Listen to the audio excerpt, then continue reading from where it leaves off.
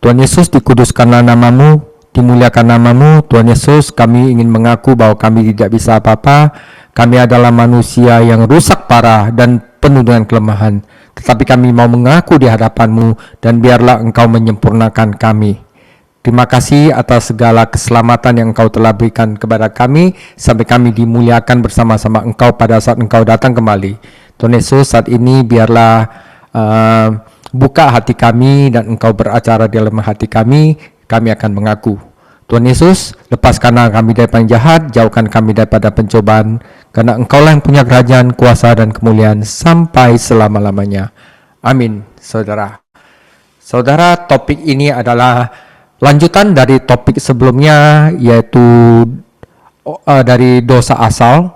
Dosa asal itu akan mengakibatkan, walaupun kita sudah dibenarkan di dalam Tuhan Yesus, kita masih ada dosa-dosa yang tersisa yang harus kita bersihkan di dalam hidup ini. Dan bagaimana kita bisa menanggulanginya? Satu kata yang paling penting adalah mengaku. Dan itu yang paling sulit dari manusia. Manusia itu cenderung mau menutupi bagian kelemahan dia dan menonjolkan bagian yang baik-baik dia. Tapi Tuhan Yesus ingin kita mengaku, karena dengan kita mengaku, kita akan dibereskan oleh Tuhan.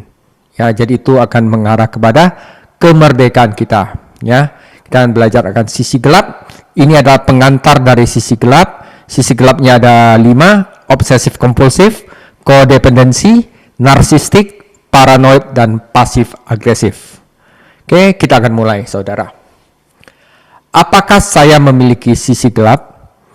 Kita semua memiliki hal-hal gelap dalam hidup kita. Anda dapat mengatakan bahwa ya, kita semua memiliki dosa dalam hidup kita. Kita berurusan dengan banyak masalah dan kendala. Tetapi tentang apakah sisi gelap ini? Atau mungkin Anda berpikir tentang Star Wars dan Darth Vader, ya, sisi gelapnya Jedi. Ya, Darth Vader katakan, datanglah ke sisi gelap, Luke Skywalker, kekuatan di sisi gelap Anda tidak mengerti. Itu adalah kuat sekali, kata Darth Vader. Tapi kenyataan bahwa kita mengambil istilah itu gelap, dan sisi gelap itu sebenarnya adalah hubungan dengan sisi bayangan kita. Sesuatu yang kita bayangan gitu. Kita melihat kembali pada keluarga asal kita, meskipun Anda harus mengakui ketika kita melihat ke belakang, seringkali kita tidak mau melihat masa lalu kita, Saudara, satu hal yang menjadi fakta bahwa walaupun dikatakan bahwa anak telah memerdekakan kamu, tetapi kita masih berurusan dengan dosa. 2 Korintus 5:17, jadi siapa yang ada di dalam Kristus, ia adalah ciptaan baru, yang lama sudah berlalu, sesungguhnya yang baru sudah datang. Kita tahu bahwa kita bebas di dalam Kristus. Anak telah memerdekakan kamu. Kita benar-benar bebas, benar sekali. Tetapi dalam pengajaran sebelumnya, kita memiliki keterputusan dengan Tuhan. Kita telah kehilangan kemuliaan Tuhan. Kita masih berurusan dengan dosa. Dan kita masih memiliki kesempatan untuk mendatangkan surga di bumi. Itu hal yang baik. Namun, dibutuhkan yang namanya sanctification, proses pengudusan. Istilah teologis yang berarti bagaimana kita perlu menyingkirkan hal-hal yang menghambat, menyingkirkan penghalang hanya dengan kuasa Roh Kudus. Oke, saudara, saya akan beli big picture-nya, bahwa setiap manusia, pemimpin, menderita beberapa disfungsi pribadi yang berkisar pada suatu level, dari yang sangat ringan hingga sangat akut. Tetapi semua orang mempunyai yang namanya disfungsi pribadi, cacat perilaku, cacat karakter. Disfungsi pribadi kita seringkali menjadi kekuatan pendorong di balik keinginan kita untuk menjadi pemimpin dan mencapai apa yang kita anggap sebagai kesuksesan. Oke, jadi ini yang menjadi kekuatan pendorong di balik keinginan kita, saudara. Tetapi banyak pemimpin tidak menyadari bahwa inilah disfungsi yang mendorong mereka, inilah yaitu ketidaktahuan yang memungkinkan sisi kita gelap kita berkembang tanpa terkendali. Ya. Disfungsi sering mendorong kita untuk berhasil dan meraih kesuksesan sebagai pemimpin. Umumnya memiliki sisi gelap yang menghasilkan kegagalan signifikan setelah kita mencapai titik kepemimpinan yang sukses. Ya, kadang-kadang disfungsi ini yang membuat kita naik sebagai pemimpin, tapi itu pun akan menjatuhkan kita secara signifikan setelah kita mencapai titik kepemimpinan yang sukses.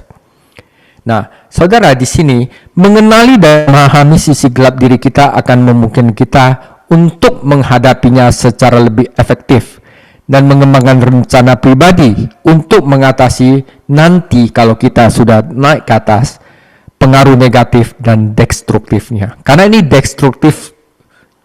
lumayan destruktif ya. Jadi mengembangkan rencana pribadi akan membantu kita secara konsisten mengatasi sisi gelap kita yang unik dan memampukan kita menjalankan kepemimpinan yang sehat, memuliakan Allah, dan bebas kegagalan. Ya, jadi saudara, kalau kita tanpa mengenali sisi gelap, kita bisa naik jadi pemimpin, tetapi di satu titik akan jatuhin kita habis-habisan. Nah, di sini adalah bagaimana kita belajar mengatasi sisi gelap kita yang unik. Jadi ini adalah salah satu yang penting sekali, ya saudara.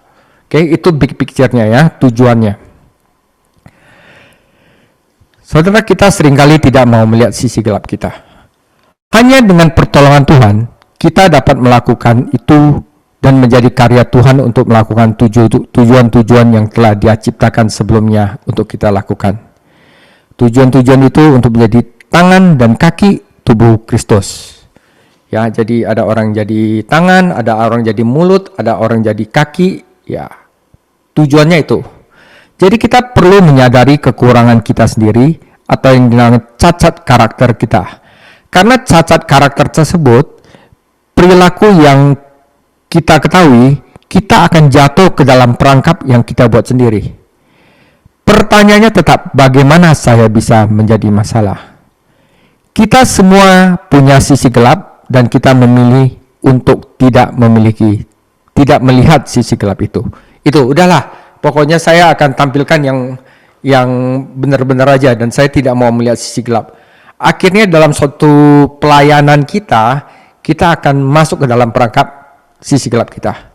Karena yang sering kita lakukan adalah kita tidak mau atau kita tidak ingin atau apapun cara Anda mengungkapkannya melihat masa lalu kita. Kita tidak ingin melihat sisi gelap diri kita sendiri. Kita tidak ingin mendengar kejahatan, sudah capek. Ya. Jadi kita tidak ingin mendengar orang lain menegur kita ketika kita gagal atau melakukan kesalahan. Kita juga tidak ingin mendengarkan diri kita sendiri, atau khususnya kita tidak ingin mendengarkan Tuhan. Seringkali selama sehari atau seminggu, seringkali juga kita tidak ingin melihat masa lalu kita. Jangan mendengar kejahatan, jangan melihat kejahatan. Aku bebas dan demi Tuhan aku harus sempurna. Aku sudah tahu segalanya. Aku baik-baik saja. Aku benar baik-baik saja. Namun saya masih buta. Namun jika saya baik-baik saja, saudara, kalau kita katakan saya baik-baik saja, sekarang kata baik-baik saja berarti saya ketakutan. Sebenarnya saya tidak aman. Saya neurotik, saya emosional. Saya tidak bisa menangani hal-hal yang terjadi saat ini. Saya dipaksa untuk mendengarkan apa yang terjadi di sekitar saya. Sayangnya untuk mendengar kritik yang membangun di mana saya melakukan kesalahan. Saya dipaksa untuk melihat apa yang sebenarnya terjadi. Apa yang belum pernah saya lihat sebelumnya. Dan saya yakin banyak dari Anda telah mengalaminya saat Anda bertumbuh dalam iman Anda kepada Kristus. Dan dalam perjalanan Anda dengan Tuhan Yesus, dan dalam perjalanan Anda dengan Tuhan Yesus akan melepas topeng itu. Dia melepas penyumbat telinga itu. Dan dia berkata sekarang, aku akan membantumu melihat sisi gelap itu. Karena kamu masih orang yang rusak melalui lensa saya. Dan sisi gelap seringkali mengacu kepada kepemimpinan. Kita memimpin diri kita sendiri, kita memimpin orang lain di rumah kita memimpin dalam organisasi, kita memimpin orang lain dalam hubungan, di luar organisasi rumah, dan seterusnya. Ya. Nah, dan dari sinilah hal itu berasal, tetapi juga melihat sisi gelap sebagaimana adanya. Saudara, mari kita lihat hari ini mengatasi sisi gelap. Sisi gelap kita akan membuat disfungsi pribadi. Gambaran besarnya gini, setiap pemimpin, ya kita lihat ya pemimpin di mana aja ya, menderita disfungsi pribadi dalam taraf tertentu. Trump juga sama ya, Donald Trump. Mulai yang sangat ringan hingga yang sangat akut. Disfungsi pribadi kita sangat sering menjadi kekuatan pendorong di balik keinginan kita untuk jadi pemimpin dan mencapai apa yang kita anggap sebagai kesuksesan. Nah, Anda bisa mengatakan, saya itu bukan pemimpin, saya itu pengikut. Benar, tetapi kita juga memimpin dengan mengikuti dan sebaliknya. Saat kita memimpin dengan mengikuti, kita harus memahami apa yang terjadi. Apa kekuatan pendorong di balik apa yang kita lakukan di dalam organisasi? Apa yang memotivasi Anda dan saya? Masalahnya adalah bahwa sisi gelap yang tidak langsung kita lihat. Jadi kita melihat tingkat disfungsi pribadi pada orang-orang hancur tentu saja. Kembali ke kebenaran teologis Alkitab dan disfungsi pribadi kita itu seringkali menjadi kekuatan pendorong. Saya akan membuktikan bahwa mereka salah. Itu seperti utang seumur hidup. Sekarang bagian berikutnya adalah fokus pada sisi gelap. Kita juga akan melihat bagaimana kita tidak menyadari disfungsi yang mendorongnya. Saudara, yang bahaya ini dalam kepemimpinan, ketidaktahuan yang memungkinkan sisi gelap kita di dalam itu berkembang tanpa kendali. Dan itulah yang saya akan bicarakan. Tiba-tiba orang jadi narsistik aja. Tiba-tiba orang-orang jadi pasif agresif. Kita tidak memperhatikannya dan hal itu tidak terkendali. Dan disfungsi yang sering mendorong kita untuk berhasil dan meraih kesuksesan sebagai pemimpin umumnya memiliki sisi gelap yang dapat menghasilkan kegagalan yang signifikan. Ya, seperti saya katakan pertama, itu orang yang memiliki sisi gelap untuk meraihkan kesuksesan di tengah jalan itu akan memberikan mereka kegagalan signifikan. Begitu kita mencapai tingkat kepemimpinan sukses di mana Anda berada, di manajemen, menjadi pekerja pabrik, apapun tingkat pekerjaan Anda, atau kepemimpinan gereja, apakah itu posisi hanya melakukan pekerjaan sehari-hari di sekitar gedung gereja, atau apa Anda adalah pendeta senior, mengidentifikasi dan memahami tentang sisi gelap kita yang memungkinkan kita menghadapinya lebih efektif, dan kita bisa mengembangkan rencana pribadi. Inilah kuncinya, ya, rencana pribadi untuk mengatasi pengaruh negatif dan destruktifnya. Selanjutnya kita akan melihat pengembangan rencana pribadi untuk mengatasi sisi gelap kita. Bagaimana kita akan campur tangan dalam diri kita sendiri dengan sadar bahwa kita ada kelemahan ini, bagaimana kita akan campur tangan, dan udah pasti kita harus pergi ke Tuhan. Hal pertama itu selalu dimulai dengan doa.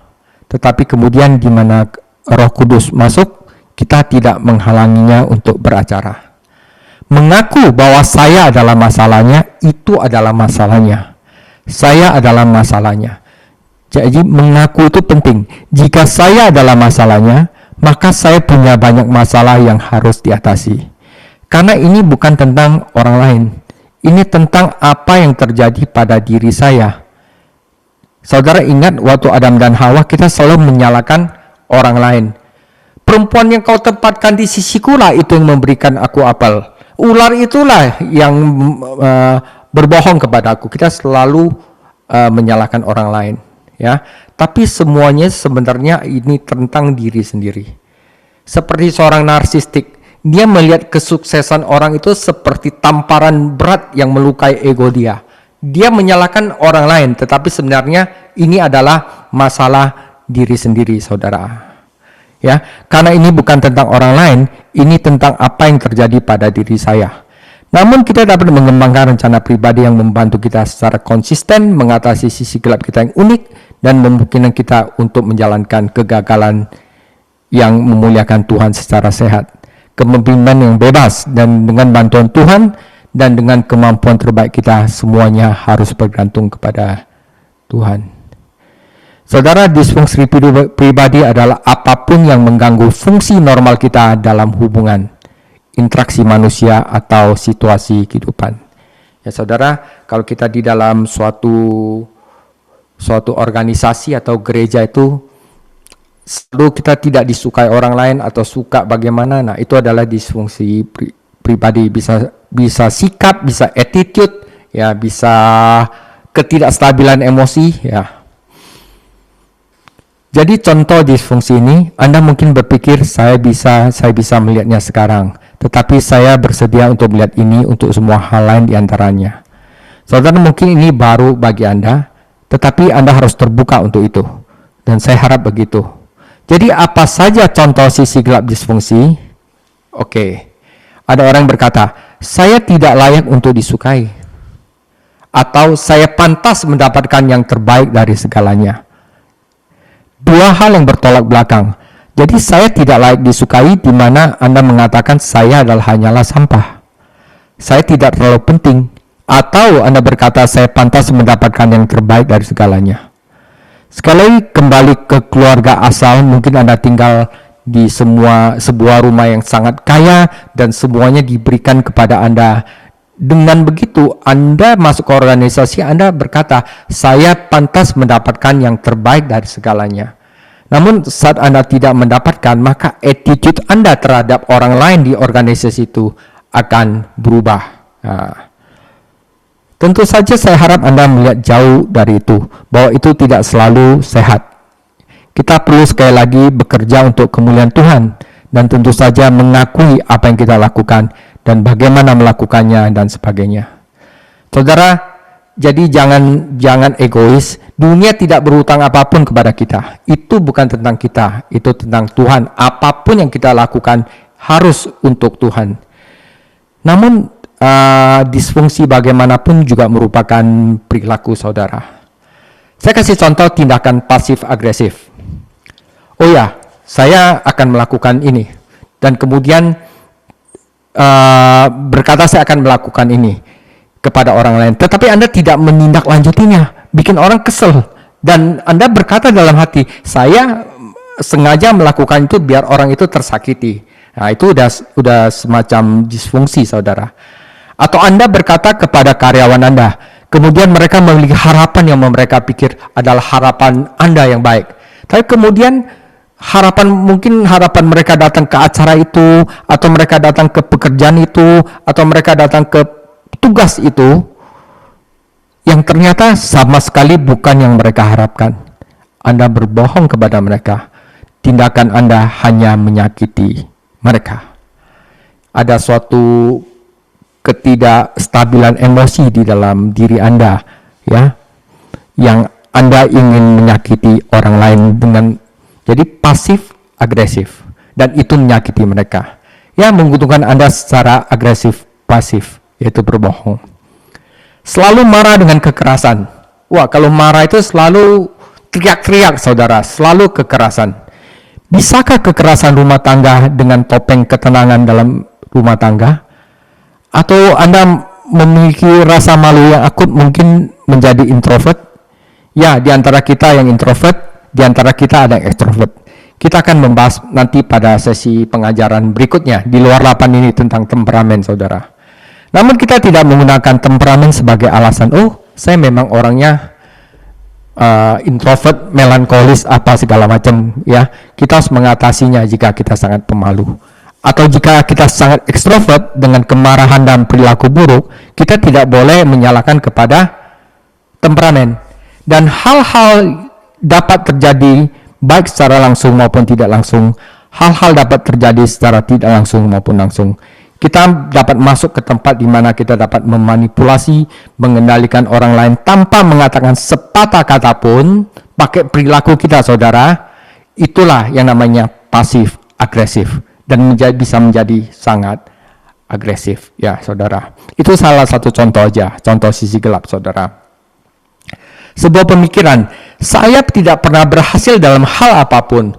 Mengingat dulu waktu saya masih kecil, saya ingat kebohongan ayah yang katakan kepada saya, dan selalu ayah berkata Anda selalu gagal. Mungkin karena Anda adalah musuh terburuk Anda. Dan dalam hal ini kita perlu mempercayai Tuhan dalam segala hal. Akhirnya dengan berpikir bahwa kita selalu gagal dan terngiang-ngiang dari kata-kata ayah saya bahwa saya selalu gagal, maka akan terbentuk seperti kebiasaan pornografi, alkoholisme, atau seperti yang kita katakan kecanduan, saudara. Saya akan bahas lagi tentang addiction, tentang kecanduan pada sesi pengajaran berikutnya, sejauh menyangkut perilaku, pola, dan apa artinya itu. Namun hal itu terkait dengan kecanduan, alkoholisme, belanja kompulsif, ya belanja yang gak ada gunanya, saudara. Ya games, kecanduan games, atau makan, apapun berhalanya, apapun itu, sebenarnya itu adalah kebutuhan yang kita rasakan, atau sebenarnya obat pilihan yang kita butuhkan untuk mengobati rasa sakit kita. Apakah itu kebiasaan ketakutan, ketakutan akan kematian, ketakutan akan kegagalan, ketakutan akan kehilangan. Dan pengajaran ini juga akan membantu kita untuk lebih memahami cara mengubah pandangan kita saat ini dan apa yang mungkin terjadi masa depan. Mengubah pandangan kita tentang apa yang terjadi di masa lalu, memahami apa yang sedang terjadi pada kita dan apa yang terjadi keluarga asal kita dan sebagainya. Ubah pandangan, dan kita juga akan bicarakan tentang itu. Saudara, sebenarnya sisi gelap itu datang dari mana? Jelas, kita berbicara tentang kebenaran teologis tentang kejatuhan. Kejadian 3, Adam dan Hawa. Itulah yang pertama kita bahas. Adam dan Hawa lah yang membuka pintu sehingga kita memiliki sisi gelap. Mereka mengizinkannya masuk, memutuskan hubungan total antara umat manusia dan Tuhan. Jadi ada pemisahan total, keluarga asal, saat kita berbicara dengan pengalaman pribadi. Saudara, di sini kita belajar ini bukan menyalahkan keluarga asal kita, menyalahkan Adam dan Hawa. Percuma, bukan untuk menyalahkan siapapun, tetapi untuk melihat diri sendiri, melihat ke dalam diri sendiri. Ya, kadang-kadang apakah terjadi sesuatu dengan ibu dan ayah kita? Apakah yang terjadi sesuatu dengan guru saya? Apakah yang terjadi sesuatu dengan anak laki-laki dan anak perempuan saya di taman bermain? Atau apakah memahami hal itu terjadi karena paman dan bibinya yang melakukannya? Saudara, itu adalah pengalaman pribadi. Tetapi kita juga berkata, baiklah, kita perlu memahaminya sehingga kita bisa mendapatkan bantuan untuk itu.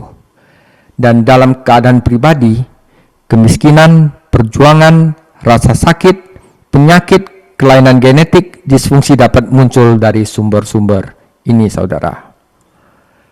Nah, saudara, satu pertanyaan.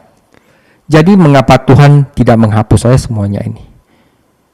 Kelemahan genetik kita, ya sisi gelap kita.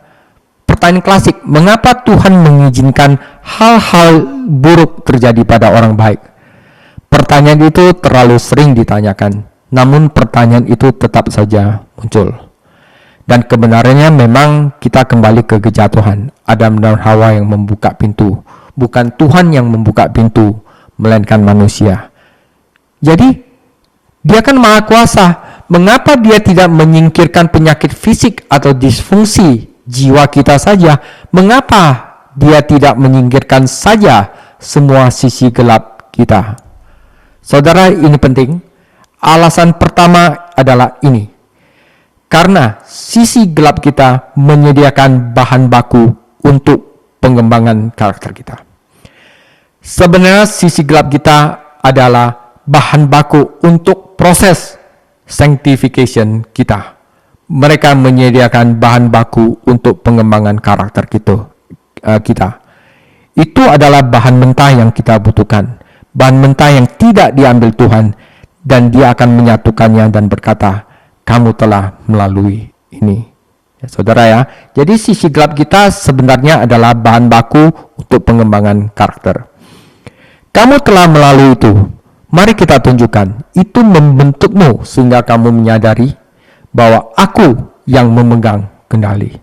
Dan bukan mereka atau orang-orang itu atau kamu, tetapi aku menggunakan sisi gelapmu. Saya menggunakan kehancuranmu untuk membuat sesuatu yang indah.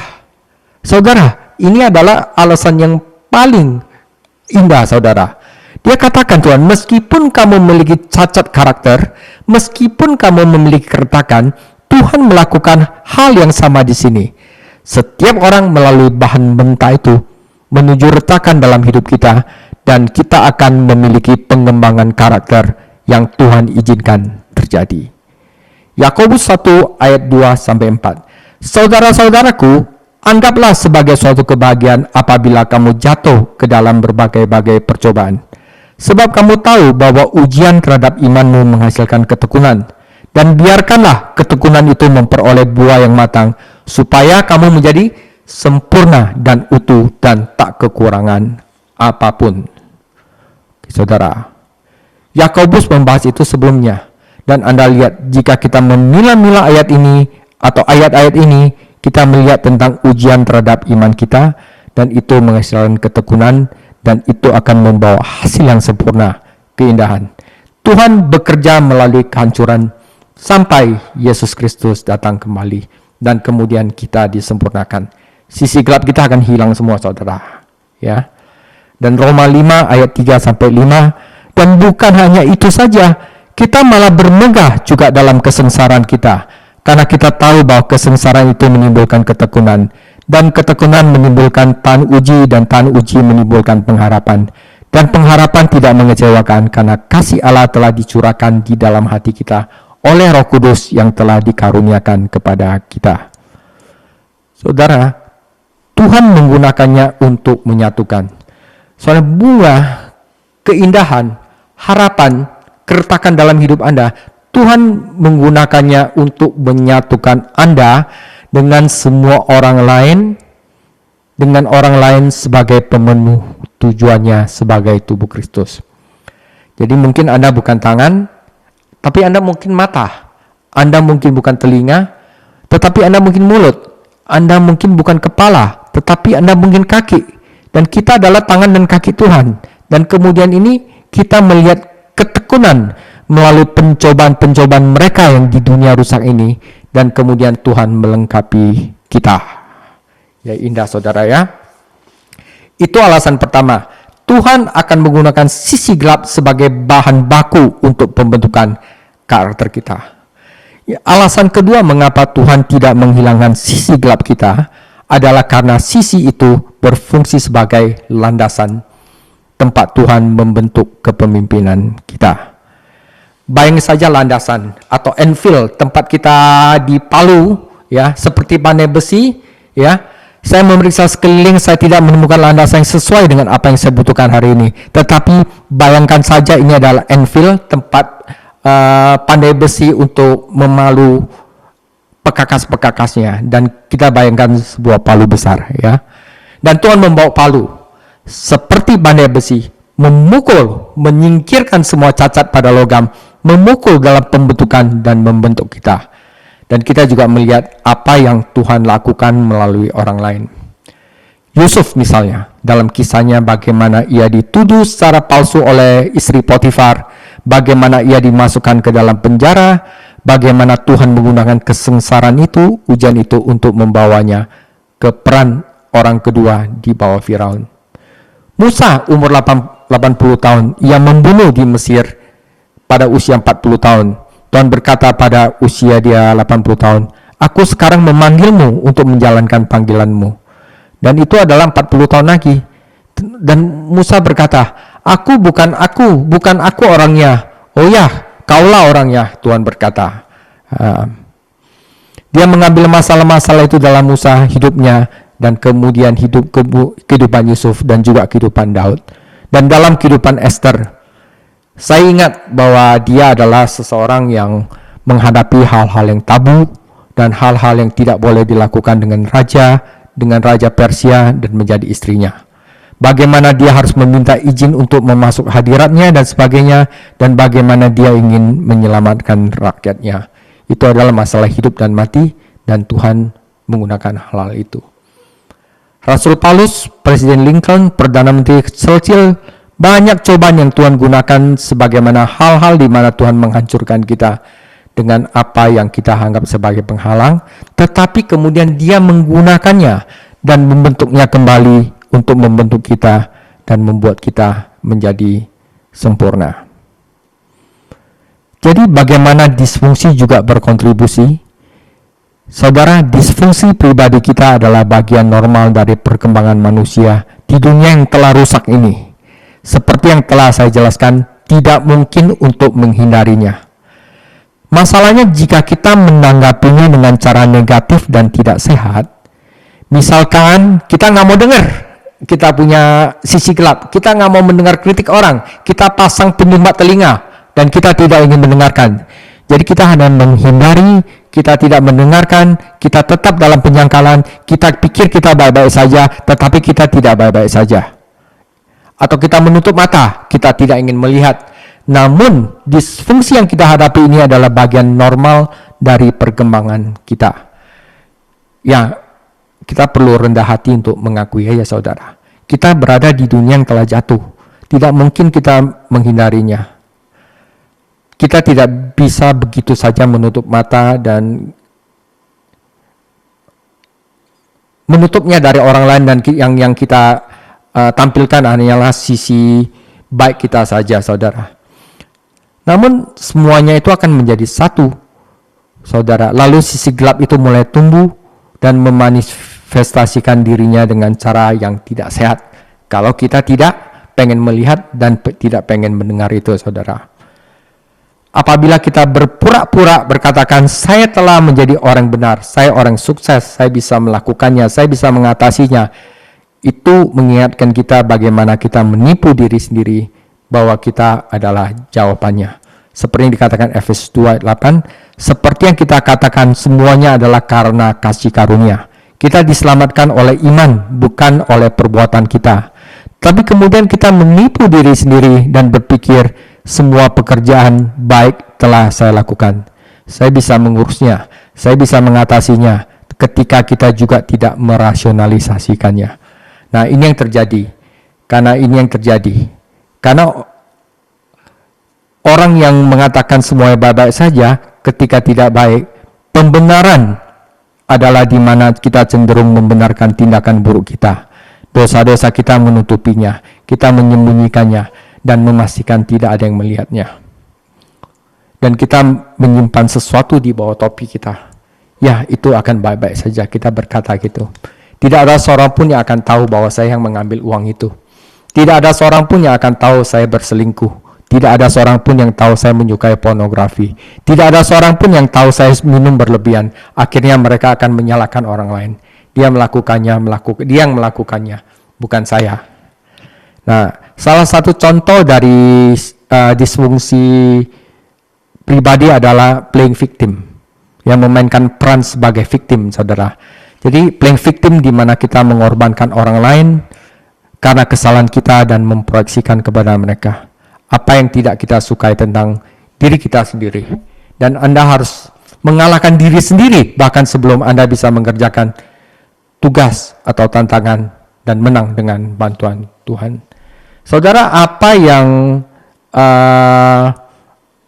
mendorong sisi gelap yang tidak terkendali dalam hidup kita? Pertama-tama adalah ini adalah kebutuhan manusia, ya, dari kebutuhan paling dasar, kebutuhan akan makan minum, kebutuhan akan keamanan, akan family dan kestabilan sosial, terus keinginan, kebutuhan akan dicintai, kebutuhan akan melakukan hal-hal yang achievement dan aktualisasi diri. Dan sisi gelap kita muncul itu pertama dari absennya. Jadi manusia butuh ini, tetapi ada orang yang tidak memiliki hal ini, akhirnya ini yang akan mencetuskan sisi gelap mereka. Ini adalah yang pertama.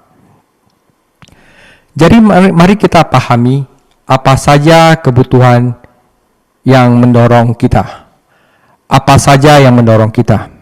Saudara, kita semua punya kebutuhan. Kita punya keinginan sebagai manusia. Dan ini mungkin tampak jelas, tapi seringkali kita tidak menyadarinya. Kita tidak berhenti dan berkata, oke, saya butuh ini dan saya ingin ini. Enggak, itu otomatis. Inilah sisi gelap yang terbentuk dari kebutuhan saya. Ya, Dr. Maslow membangun hierarki kebutuhan seperti Anda lihat di layar ini, ya saudara, yang ini. Dan kebutuhan pertama yang kita perlukan adalah kebutuhan fisik, kebutuhan makanan, minuman, tempat tinggal, dan tidur, ya. di mana saya orang sehat, saya berfungsi dan saya sehat. Saya mampu pergi dari titik A ke titik B dan saya aman. Jadi saya punya rasa aman di sekitar kita. Saya punya makanan untuk dimakan, punya air untuk diminum, dan saya baik-baik saja dengan kebutuhan fisik saya, dan saya punya rasa aman. Jadi saya tidak perlu khawatir kehilangan nyawa saya. Oke? Cinta. Saya punya orang tua mencintai saya. Saya punya keluarga yang penuh kasih. Saya punya komunitas yang mendukung. Saya memiliki pasangan yang kini mampu saya cintai dan hargai.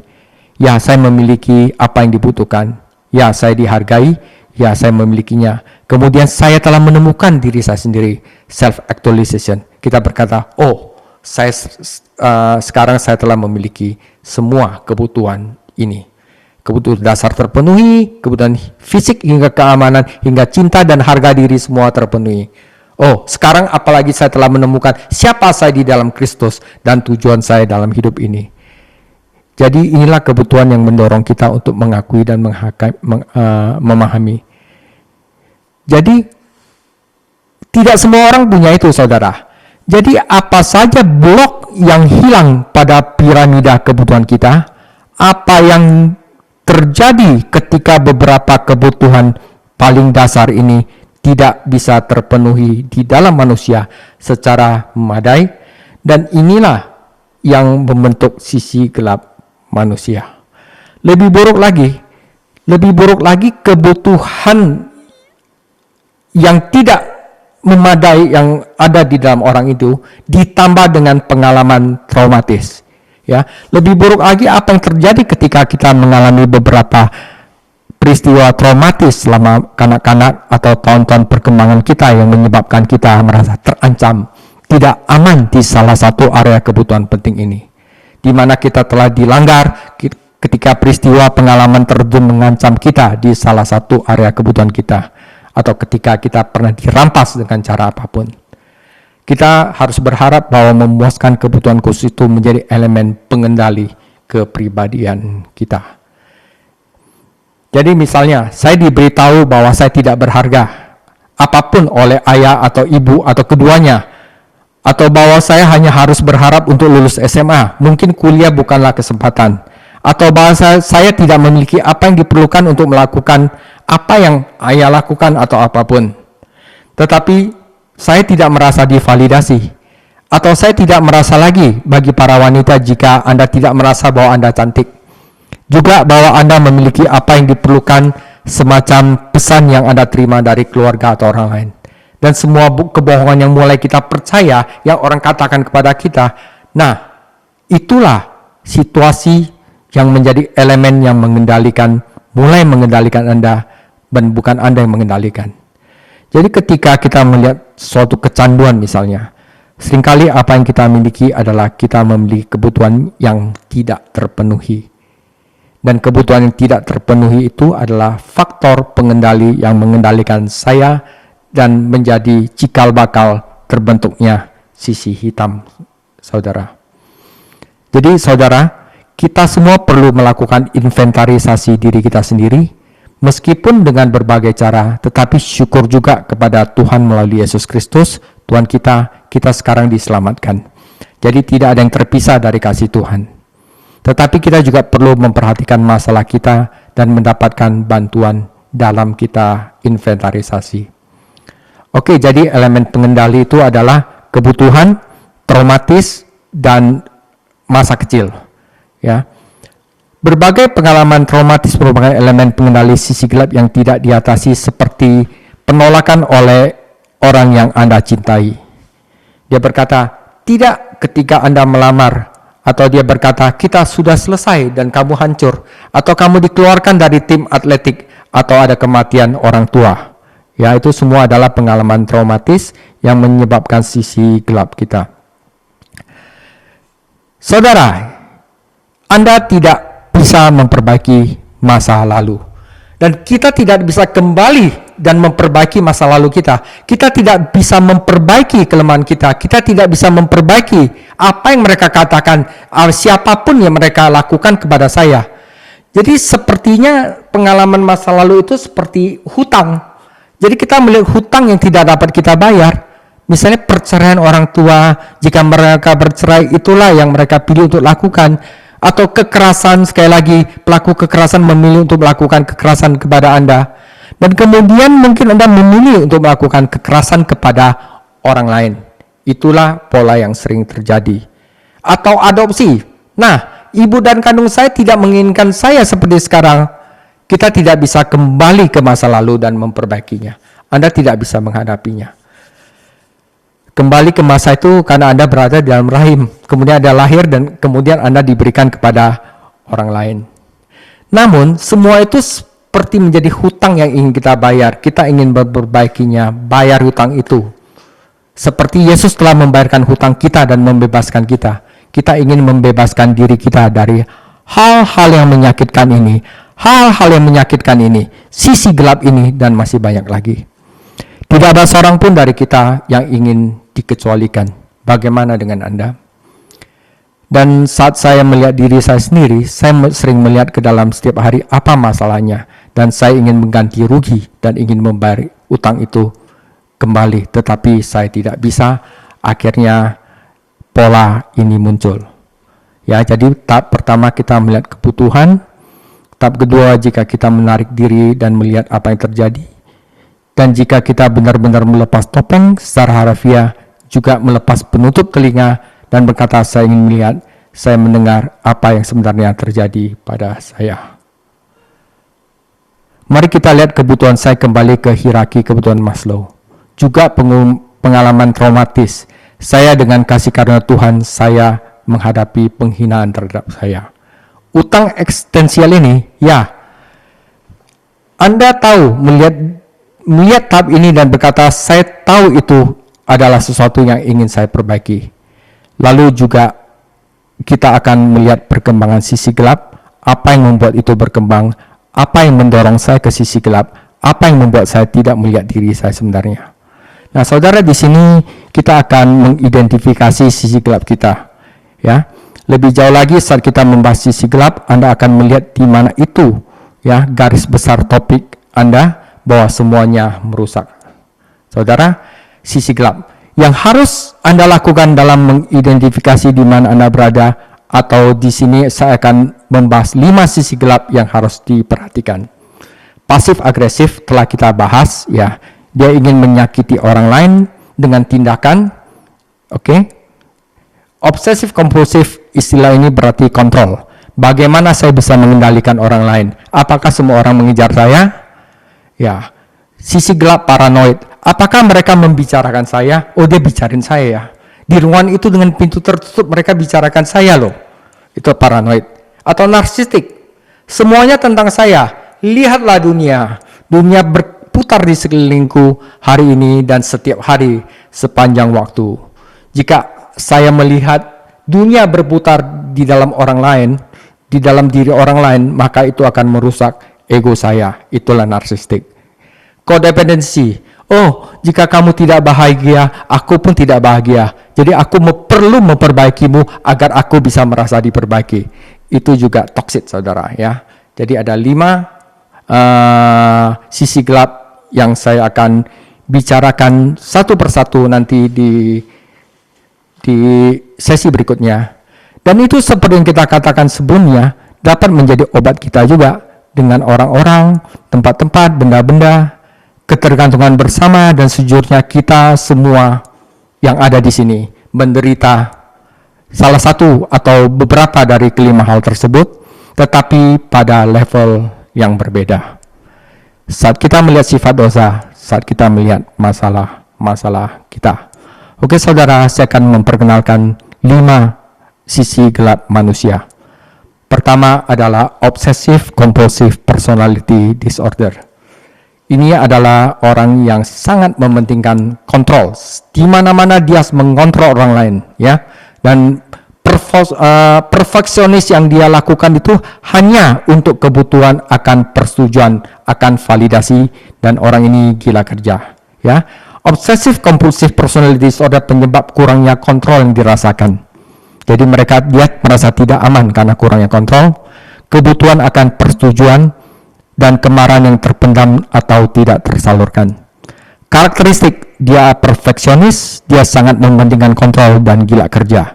Dan untuk mengubah ini di dalam Kristus, maka target yang harus dilakukan untuk orang obsessive compulsive personality disorder adalah tolak godaan untuk mengontrol.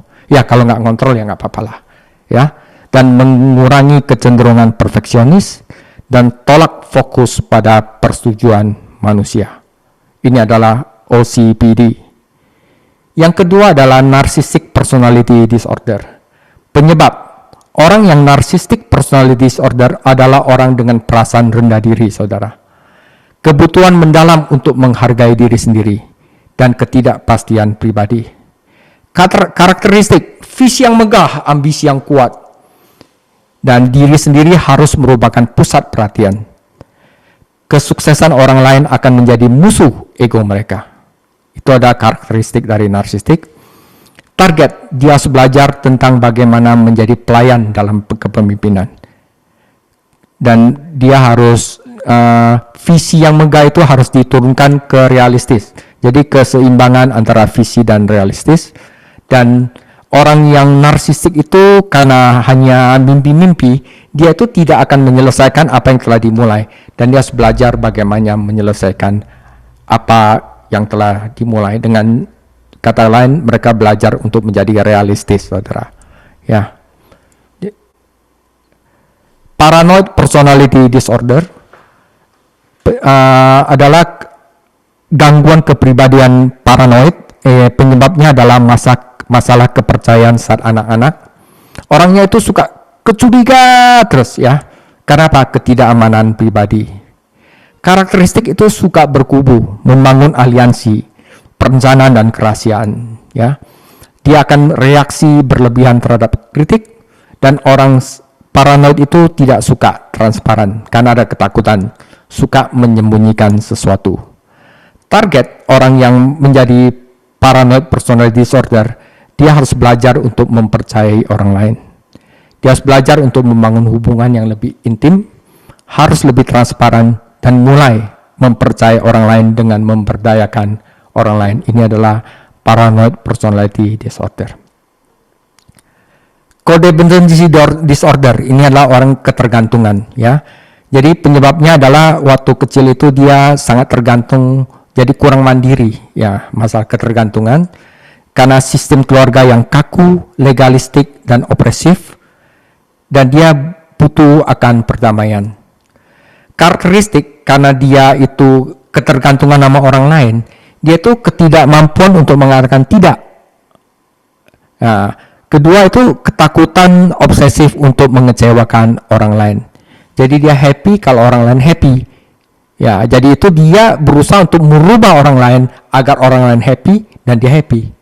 Kadang-kadang dia berpenampilan super baik hati, tetapi sebenarnya di dalamnya ada kemarahan dan permusuhan yang terpendam. Bagaimana cara untuk mengobati codependency? Target belajar mengatakan tidak. Ya, gak usah takut orang lain. Jadi orang lain gak bisa, kita tidak bisa menyenangkan orang lain. Dia harus menolak rasa bersalah yang palsu, menolak tanggung jawab atas perasaan orang lain, dan dia harus belajar hidup dengan konflik yang belum terselesaikan. Itu adalah codependency.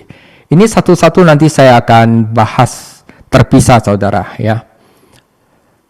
Passive aggressive personality disorder itu penyebabnya masa kecil yang kaku atau penuh tuntutan, adalah kegagalan traumatis atau standar kinerja yang tinggi secara pribadi. Oleh sebab itu, orang ini resistensi terhadap penetapan sasaran atau perencanaan. Jadi kayak selalu tidak ingin ada di sasarin gitu, ya. Jadi mereka itu suka-suka. Jadi pola perilaku emosional yang tidak menentu, sikap pesimis, dan suka dendam, suka menyalahkan kepada orang lain. Target, ya, dia harus mulai belajar merencanakan dan penetapan sasaran, belajar menerima kritik dan evaluasi, dan mengolah kemarahan dan mengekspresikannya dengan benar. Nah, saudara, itu adalah penyebab karakteristik dari 5 sisi gelap dari manusia. Dan saudara, ini adalah daftar kerusakan yang timbul dari sisi gelap. Saudara, di sini kita lihat kalau 8 sampai 12 itu sangat destruktif, 4 sampai 8 itu sedang, dan 0 sampai 4 itu kecil. Dan untuk codependent dan paranoid itu kerusakan yang ditimbulkan itu tidak terlalu besar, jadi kecil. Kompulsif itu sedang, ya. Tetapi untuk narsistik dan pasif agresif, dia punya potensi untuk menghancurkan hubungan, menghancurkan dalam organisasi itu sangat tinggi, saudara. Jadi paling tinggi itu pasif agresif, kedua itu narsistik, yang termasuk sedang itu adalah obsesif kompulsif, dan yang kecil itu sisi gelap yang paling kecil. Daya rusaknya kepada masyarakat adalah codependent dan paranoid, saudara. Dan bagaimana ini dapat dilacak? Kita harusnya dapat menemukan di mana kita berada untuk membantu kita berhasil. Tentu semuanya dengan kuasa Tuhan Yesus. Itu dimulai dengan Dia. Dan tentu saja untuk melihat apa masalahnya, apa sisi gelap kita, di mana mereka naik, di mana mereka dapat turun, dan jika salah satu sisi gelap kita terlalu tinggi, saat kita melakukannya, lakukanlah secara berkala. Kemudian kita mendapat bantuan jika itu tentang paranoid, atau kita mendapat bantuan jika itu tentang mengendalikan perilaku, dan seterusnya. Oke, kemudian kita juga melihat dengan grafik yang sebelumnya, kita lihat level-levelnya, di mana presentasi dengan profil, bagaimana memberinya skor, dan seterusnya. Nanti kita akan memiliki instruksi tentang ini dalam pengajaran ini. Saudara, jadi itulah sisi-sisi gelapnya, sesuatu yang sebenarnya manusia tidak ingin lihat, tapi kita perlu mengakuinya, karena itu adalah bahan baku untuk mengembangkan karakter kita. Itu adalah sebagai landasan di mana Tuhan akan memalunya dan akan menyingkirkan sisi-sisi gelap kita. Bahayanya kalau kita tidak memperhatikannya, kalau kita dalam kepemimpinan kita sukses dengan sisi gelap kita, tetapi itu pun yang akan membuat kita jatuh. Jadi itu jadi ada baiknya kita memperhatikan ini, mengakuinya di hadapan Tuhan, biar Tuhan membentuknya agar kita menjadi pribadi yang lebih baik, saudara. Jadi ini sebagai pengantar untuk membantu kita memahami, ya, kita punya banyak hal sisi gelap untuk dihadapi. Kita punya banyak hal untuk dilihat. Dan saya mendorong Anda untuk melakukan banyak penelitian tentang ini. Dan juga mendorong Anda tentu saja saat Anda membaca materi ini dan mengatasi sisi gelap kepemimpinan dari buku atau melihat PowerPoint ini secara umum, bahwa kita kemudian dapat lebih fokus di mana kita berada, dan kita akan terus membuat Anda berbuah bagi kerajaan Tuhan Yesus, saudara. Jadi ini adalah pengantar dari sisi gelap, mungkin hal yang baru untuk Anda, tapi hal-hal yang penting sudah saya bicarakan tadi. Kita akan masuk ke dalam sisi gelap satu-satu, dengan saya mulai dengan obsessive compulsive personality disorder, yaitu tentang kontrol. Makanya ada gambar tangan dan bagaimana dia mengontrol, ya, bulutan-bulutan itu. Ya, Tuhan Yesus memberkati.